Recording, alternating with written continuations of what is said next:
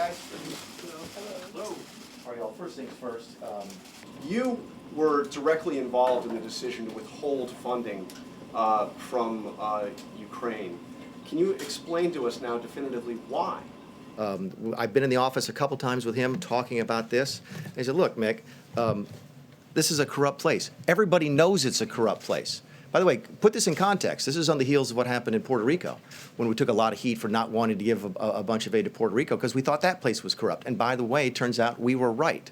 All right, so put that as your context. He's like, look, this is a corrupt place. I don't want to send them a bunch of money and have them waste it, have them spend it, have them use it to line their own pockets.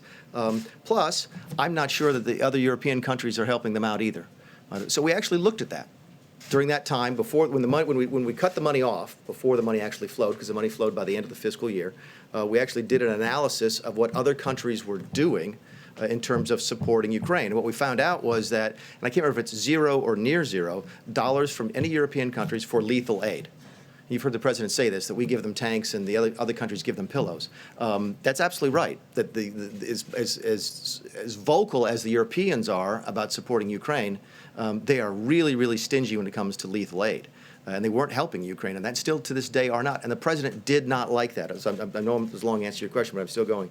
So those were the driving factors. Did he also mention to me in the past the corruption related to the DNC server? Absolutely, no question about that.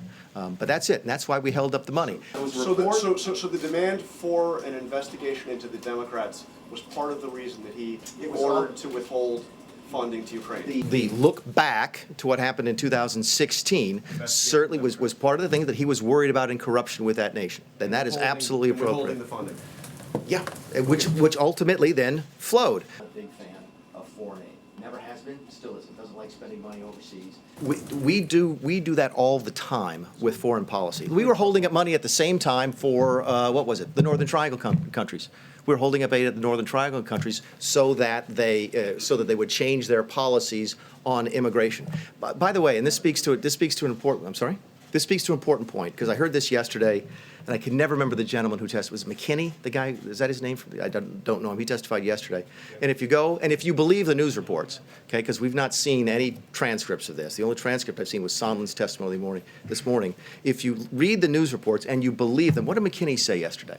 Well, McKinney said yesterday that he was really upset with the political influence in foreign policy. That was one of the reasons he was so upset about this. And I have news for everybody. Get over it. There's going to be political influence in foreign policy. I'm talking to Mr. Carl. That is going to happen. Elections have consequences, and foreign policy is going to change from the Obama administration to the Trump administration. And what you're seeing now, I believe, is a group of mostly career bureaucrats who are saying, you know what, I don't like President Trump's politics, so I'm going to participate in this witch hunt that they're undertaking on the Hill. Elections do have consequences, and they should, and your foreign policy is going to change. Obama did it in one way, we're doing it in a different way, and there's no problem with that.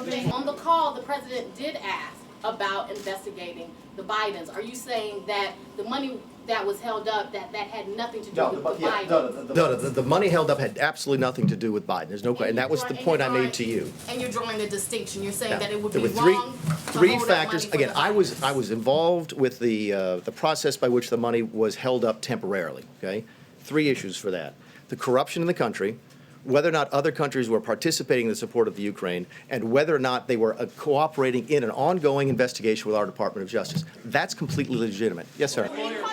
I'm sorry. No problem.